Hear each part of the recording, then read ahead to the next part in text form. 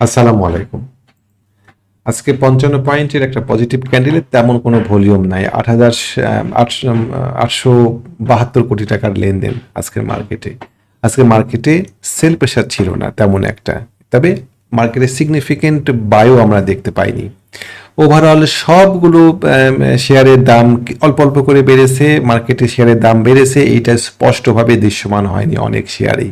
যাই হোক, গতকালকে লোন রেশিও নিয়ে চেয়ারম্যান মহোদয়ের একটা বক্তব্য ছিল যে উনি পিবি রেশিও নিয়ে এটা ইম্পোজ করবেন না বিনিয়োগকারীদের উপরে, যেটা বোঝে না বিনিয়োগকারী সেটা বিনিয়োগকারীদেরকে চাপিয়ে দিবেন না, এই বিষয়টা নিয়ে উনি কথা বলেছিলেন, পজিটিভ কথা বলেছিলেন। আমি গত ভিডিওতে বলেছিলাম যে লোন একটা বিশাল ইন্ডাস্ট্রি, যারা লোন দেয় ব্রোকারেজ হাউসগুলো, মার্চেন্ট ব্যাঙ্কগুলো, তাদের একটা আয়ের সিংহভাগ প্রায় 50%-এর উপরে আয় আসে মার্জিন লোনের সুদ থেকে। তারা এইখানে এতটা সহজভাবে মেনে নিতে চাইবে না। মার্কেটের যে শার্প ফলটা হয়েছিল সেটা সাধারণ পাবলিকের পক্ষে, সাধারণ বিনিয়োগকারীর পক্ষে এইরকম শার্প ফল করানো কঠিন ছিল যদি না বাইরে থেকে খুব বড় পরিমাণে শেয়ার সেল না দেওয়া হতো। তো যাই হোক, আশা করছি এই সমস্যার সমাধান হবে। তারপরেও যে কোনো বিচারেই মার্কেট 6,000-এর নিচে বেশি নাজুক। 6,000 লেভেলটাতে বেশ শক্ত একটা রেজিস্ট্যান্স আছে। আমি বিগত বেশ কয়েকটা ভিডিওতে বলে আসছি যে 6,000 এই লেভেলে মার্কেটে রেজিস্ট্যান্স, শক্ত রেজিস্ট্যান্স, এবং অনেকগুলো রেজিস্ট্যান্স ক্লাস্টার আছে এই জায়গাতে। কেমন ফিবোনাকি রেজিস্ট্যান্স, তারপরে হারমোনিক এবিসিডি প্যাটার্নের রেজিস্ট্যান্স, তারপরে শক্ত সাপ্লাই এবং ডিমান্ড আছে এই লেভেলে, এবং ভলিউম সহকারে রেজিস্ট্যান্স আছে। এই লেভেলটা পার করা খুব একটা সহজ হবে না। আশা করছি, দেখা যাক মার্কেটে এটা পার করতে কত সময় নেয় বা কী ধরনের প্রক্রিয়ার মধ্যে দিয়ে এটা পার করে। আমি আবারও বলি, মার্কেট 26 এবং 27 সালে খুবই ভালো হবে ইনশাআল্লাহ। মার্কেট 2020-22 সালে 3,500 পয়েন্টের মতো মার্কেটে ইন্ডেক্স বেড়েছিল। আশা করছি 26-27 সালেও মার্কেটের মুভমেন্ট প্রায় সেরকম হবে। এবং আপনারা খেয়াল করে দেখবেন, প্রতি 5 বছর পর পর মার্কেটের একটা মুভমেন্ট হয়। 2017-16 সালে 16-17 সালে একটা মুভমেন্ট আমরা দেখেছি মার্কেটে, তারপরে 20-22 সালে একটা মুভমেন্ট দেখেছি, 26-27 সালে একটা মুভমেন্ট ডিউ আছে। ভালো মুভমেন্ট হবে ইনশাআল্লাহ। আমরা ঘাবড়াবো না বা আমরা স্থির থাকবো। আমরা সঠিক ট্রেড প্ল্যান নিয়ে ট্রেড করব, সঠিক শেয়ার, সঠিক সেক্টর খুঁজে বের করব। 2022 সালে, 2015-16 সালের দিকে কিন্তু ব্যাংক, বিভিন্ন সেক্টরের পাশাপাশি কিছু ব্যাংকের মুভমেন্ট হয়েছিল। 2020-22 সালে ইন্স্যুরেন্স সেক্টরের বেশ ভালো মুভমেন্ট হয়েছিল। 26-27 সালের দিকে মিউচুয়াল ফান্ড সেক্টরে একটা ভালো মুভমেন্ট হতে পারে। যারা মিউচুয়াল ফান্ড নিয়ে ব্যবসা করতে চান বা শেয়ারের বিনিয়োগ করতে চান, তাদের জন্য এটা একটা ভালো খাত হতে পারে। কেবলই ব্রেকআউট কমপ্লিট করেছে মিউচুয়াল ফান্ড। চলেন একটু দেখি মিউচুয়াল ফান্ড। আমরা যদি ব্রেকআউটটা ধরতে যাই, তাহলে পরে মিউচুয়াল ফান্ডের যে সেক্টর ব্রেকআউট করেছে 7.40-এ, এবং সামনে অনেকখানি ফাঁকা জায়গা আছে, কেবলই ব্রেকআউটটা করেছে। তো যারা মিউচুয়াল ফান্ড নিয়ে ট্রেড করতে চান বা মিউচুয়াল ফান্ডে এন্ট্রি নিতে চান, তারা মিউচুয়াল ফান্ডের এন্ট্রি পজিশন খোঁজার চেষ্টা করবেন।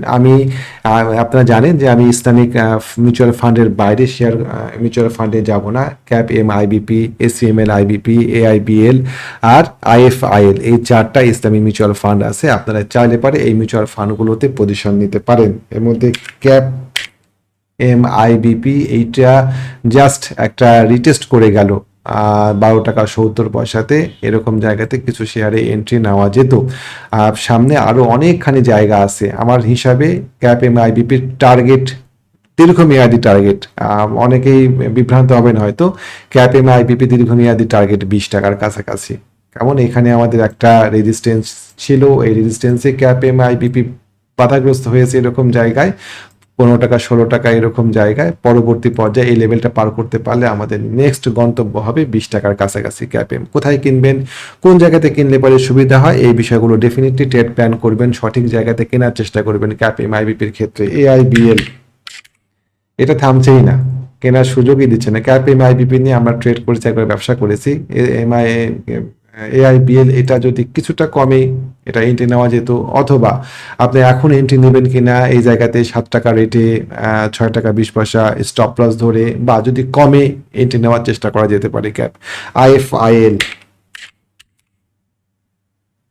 এটাও একটা সম্ভাবনাময় শেয়ার হতে পারে।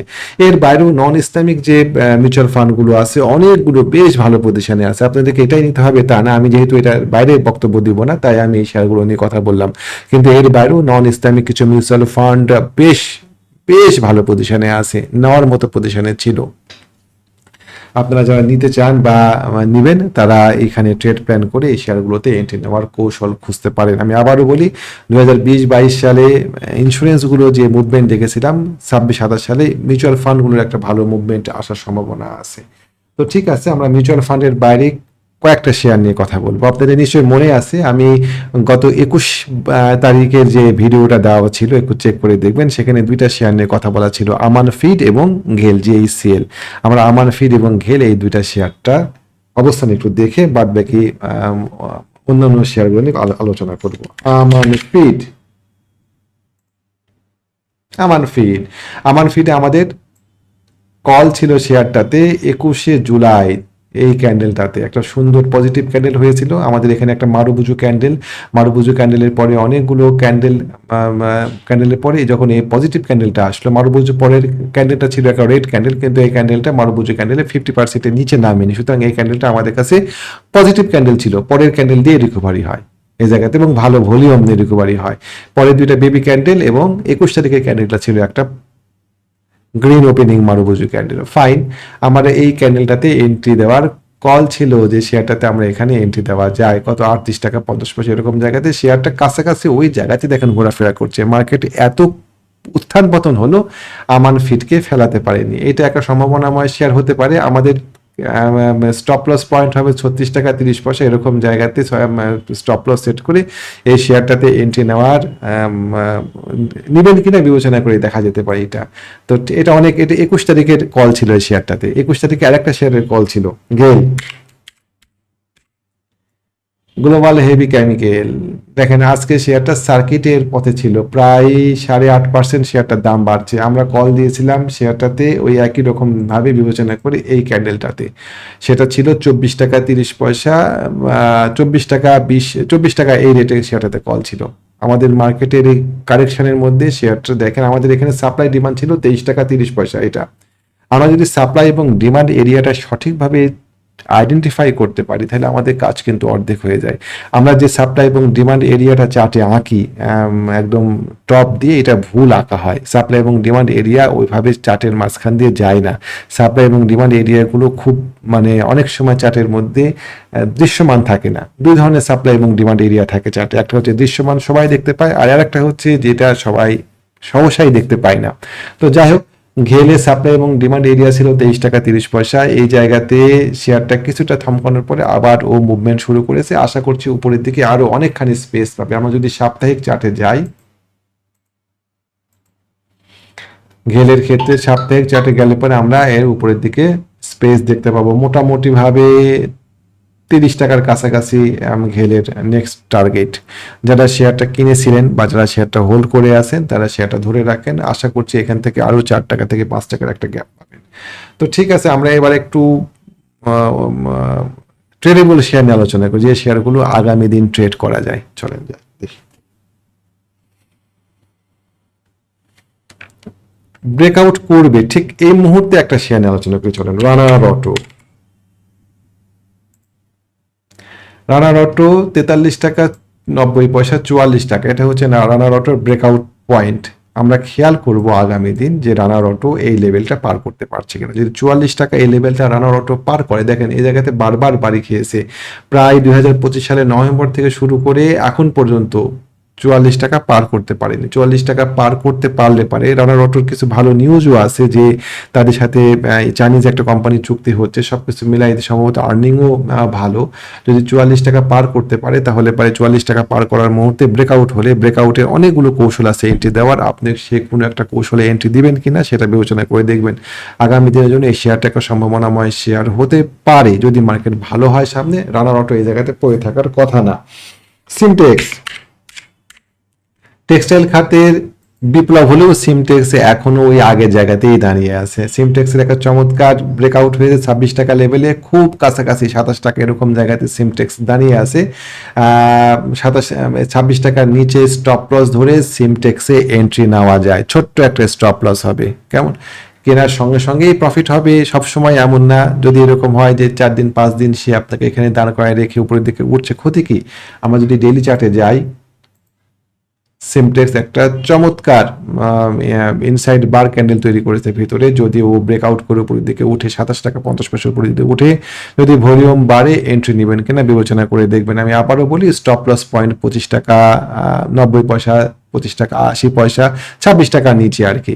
স্টপ লস দেওয়ানো খুব একটা সহজ কাজ হবে না সিমটেক্সের। কেমন, দেখা যাক কি হয়। তারপর চলে আর একটা শেয়ার দেখি যেটা ব্রেকআউট হয়ে রিটেস্টে আসছে, সিভিও। 175 টাকা, এই লেভেলটা খুব শক্ত একটা লেভেল ছিল। প্রায় ডিসেম্বর 25 থেকে বর্তমান সময় পর্যন্ত এই জায়গাটা পার করতে পারছিল না, পার করে গিয়েছে, ব্রেকআউট করে রিটেস্ট করতে আসছে। স্টপ লস পয়েন্ট 165 টাকা। আপনি যদি এই শেয়ারটা 174 টাকায় কিনতে পারেন, এইটুকু একটা স্টপ লস দিয়ে এই শেয়ারটাতে এন্ট্রি নেওয়া যায়। টার্গেট, আপাতত টার্গেট থাকবে 200 টাকার কাছাকাছি। 1:2 রিস্ক রিওয়ার্ড রেশিও খুব সহসাই আপনি এখানে পেয়ে যাবেন। মানে 1 টাকা ঝুঁকি নেবেন আর 2 টাকা প্রফিট করবেন। ভাই, ঝুঁকিবিহীন ব্যবসা কি একটাও, মানে ঝুঁকিবিহীন ট্রেড কি একটাও হয় এই জায়গাতে যে আপনি ঝুঁকি ছাড়া ট্রেড করবেন? আপনাকে ঝুঁকি নিতে হবে, আপনাকে সার্টেন টাকা লস করার মানসিকতা নিয়ে একটা শেয়ারে এন্ট্রি দিতে হবে। সম্ভাব্য ভালো শেয়ার দেখে এন্ট্রি নিতে হবে। সেই শেয়ারটা যদি হাই প্রাইসে হয় এবং যদি ভালো পজিশনে থাকে, সেখানেও যেমন ঝুঁকি থাকে। যদি লো প্রাইসে থাকে, একদম বটমে পড়ে আসে, সেখানেও কিনতে পারেও ঝুঁকি থাকবে। ঝুঁকি কোনো জায়গাতেই ঝুঁকিবিহীন ট্রেড পাবেন না। ফেক ডিল কিনেছিলেন, মনে আছে নিশ্চয়ই আপনাদের, আমরা ফেক ডিল কিনেছিলাম 22 টাকা এরকম রেটে এই ক্যান্ডেলটা দিয়ে। এখন থেকে প্রায় মানে 22 টাকাতে আমরা যদি কিনে থাকি, কেউ যদি এখনো ধরে রাখি, তাহলে পরে শেয়ারটাতে এখন 27% প্রফিট দেখাচ্ছে। এখানে কি রিস্ক ছিল না? কতখানি বেড়ে যাওয়ার পরে এই শেয়ারটাতে এন্ট্রি নেওয়া হয়েছে। 16 টাকা থেকে বাড়ার পরে শেয়ারটা 22 টাকা আসছে, তারপরে আমরা এন্ট্রি কল দিয়েছিলাম। কেমন, সুতরাং একটা শেয়ারের দাম বাড়লে পরে এন্ট্রি নেওয়া যাবে না, আমাদের এই মানসিকতা থেকে বের হয়ে আসতে হবে। আমাদের পরের শেয়ারটা নিয়ে চলে আলোচনা করি, ইস্টার্ন লুব্রিকেন্ট। চমৎকার, ও একটা সুন্দর ব্রেকআউট দিয়ে আসছে। এখানে অনেকগুলো বেবি ক্যান্ডেল ছিল। 2160, এটা ইস্টার্ন লুব্রিকেন্টের একটা শক্ত রেজিস্ট্যান্স। আমরা যদি সাপ্তাহিক চার্টে যাই, তাহলে পরে আমরা এই রেজিস্ট্যান্সটা দেখতে পাবো। এখানে বেশ কয়েকবার 2022 সালে একবার, 2023 সালে একবার, তারপরে 2025 সালে একবার এই জায়গাতে ইস্টার্ন লুব্রিকেন্ট ঝামেলার মধ্যে পড়েছিল। এবারও একই জায়গাতে আবার ঝামেলার মধ্যে পড়েছে। আশা করছি ইস্টার্ন লুব্রিকেন্ট 2160 এই লেভেলটা পার করে যাবে। দুইভাবে এন্ট্রি দিতে পারেন। 2160 ব্রেকআউট করলে আপনি এন্ট্রি দিতে পারেন, অথবা এখনো এন্ট্রি দিতে পারেন। আমাদের এখানে একটা ব্রেকআউট হয়েছে এই জায়গাতে। আমাদের ব্রেকআউট পয়েন্টটা ছিল 1960। ব্রেকআউট হওয়ার পরে অনেকগুলো বেবি ক্যান্ডেল দিয়ে শেয়ারটা উপরের দিকে উঠে গিয়েছে। কারেকশন হয়ে ইস্টার্ন লুব্রিকেন্টটা আবার ওই 2000-এর ঘরে আসছে। এখানে এন্ট্রি নেওয়া যায় জাস্ট 1960-এর নিচে 50 টাকা। এটুকু 4 ডিজিটের একটা সংখ্যাতে 50 টাকা এমন কোনো বড় টাকা না। এটুকু ঝুঁকি নিয়ে আপনি এই শেয়ারটাতে এন্ট্রি নিতে পারেন। সম্ভাবনাময় একটা শেয়ার, সামনে ভালো করতে পারে ইস্টার্ন লুব্রিকেন্ট। তারপরে আমরা যাব এইবার ড্রাগন সোয়েটার। প্রচুর ভলিউম হচ্ছে শেয়ারটাতে, প্রচুর ভলিউম। প্রায় আমরা এই ক্যান্ডেলটাতে 2 কোটি ভলিউমের প্লাস 2.5 কোটি ভলিউম দেখেছিলাম কাছাকাছি। কেমন, কারেকশন ডেগুলোতে ভলিউম একদমই ড্রাই হয়ে গিয়েছিল। ও আবার মুভমেন্ট দেওয়ার চেষ্টা করছে এবং অনেস্টলি 13 টাকা 80 পয়সাতে এই শেয়ারটাতে আমরা এন্ট্রি দিয়েছি। দেখা যাক এই শেয়ারটা আমাদের স্টপ লস হবে এখন 13 টাকা 20 পয়সা। যখন এন্ট্রি দিয়েছিলাম তখন আমাদের স্টপ লস ছিল 12 টাকা 40 পয়সা। এখন স্টপ লসটাকে সরাই নিয়ে এসে 13 টাকা 20 পয়সায় করা হয়েছে। আপনার এন্ট্রি দিবেন কিনা এই শেয়ারটাতে বিবেচনা করে দেখবেন। আবারও বলি, শেয়ারটা হাই প্রাইস, এবং হাই প্রাইস মানেই যে শেয়ারটা কিনলে পরে লস করবেন এমন না। হাই প্রাইসের শেয়ারও আপনাকে ভালো প্রফিট দিতে পারে। হাই প্রাইসের আর একটা শেয়ার নিয়ে কথা বলবো, সোনারগাঁও টেক্সটাইল। চমৎকার, বিশাল একটা মুভমেন্ট। আমরা এই শেয়ারটা কেনার চেষ্টা করেছিলাম, 45 টাকা রেটে কিনতে পারিনি। পরবর্তী পর্যায়ে শেয়ারটা অনেক উপরে উঠে গিয়েছে। ব্রেকআউট, তারপরে অনেকগুলো ব্রেকআউট দেওয়ার পরে ও একদম মাথার উপরে দাঁড়ায় আছে। আমার কাছে মনে হয়েছে যে এই শেয়ারটার যেহেতু ভলিউম খুবই কম এবং এই খারাপ মার্কেটেও তার কোনো মুভমেন্ট হয়নি, আপনি দেখলেই বুঝতে পারবেন যে কোন শেয়ারগুলোতে স্মার্ট মানি আছে। এত চমৎকার ভাবে স্মার্ট মানি মনে হয় এর আগে কখনো প্লে করেনি, যে এই খারাপ মার্কেট যে শেয়ারগুলো শক্ত হয়ে দাঁড়িয়েছিল সেগুলোতে স্মার্ট মানি অ্যাক্টিভ ছিল। স্মার্ট মানি সোনারগাঁ টেক্সটাইলে চমৎকার ভাবে অ্যাক্টিভ আছে। আপনি যদি চান এই শেয়ারটাতে এন্ট্রি নিতে পারেন, 86 টাকা স্টপ লস ধরে শেয়ারটাতে এন্ট্রি নিতে পারে। আশা করছি উপরের দিকে একটা ভালো গ্যাপ পাওয়া যাবে মোটামুটি। আজকে আর ভিডিও না, ও আরেকটা শেয়ার নিয়ে কথা বলে দিতে পারে, আইবিপি। আপনাদের মনে আছে যে আইবিপিতে আমাদের টার্গেট দেওয়া ছিল 20 টাকা। আইবিপি তার প্রাথমিক টার্গেট হিট করেছে। আইবিপির নেক্সট টার্গেট হচ্ছে এখন 25 টাকা। আশা করছি আইবিপি 25 টাকাতেই যাবে ইনশাআল্লাহ। যারা আইবিপিতে এন্ট্রি নিতে চান বা নিয়ে আসেন তারা 25 টাকার উদ্দেশ্যে শেয়ারটাকে ধরে রাখতে পারেন। দীর্ঘমেয়াদী বিনিয়োগ হিসাবে আমার কাছে কিছু আইবিপি আছে, আমার কাছে কিছু গোল্ডেন সান আছে। দেখা যাক এই শেয়ারগুলো আমাদেরকে কোথায় নিয়ে যায়। তো মোটামুটি আজকে এ পর্যন্তই থাকলো। ভিডিও আর বড় না করি, আগামী দিন নতুন কোনো ভিডিও নিয়ে আপনার সামনে উপস্থিত হব। আপনারা অনেকেই জানেন, যাওয়ার আগে ছোট্ট একটা তথ্য দিয়ে যাই, আপনারা অনেকেই জানেন যে আমাদের একটা হোয়াটসঅ্যাপ গ্রুপ আছে, সেখানে আমরা শেয়ার সিলেকশন করি, শেয়ার বাছাই করি, ট্রেড প্ল্যান তৈরি করে দিই।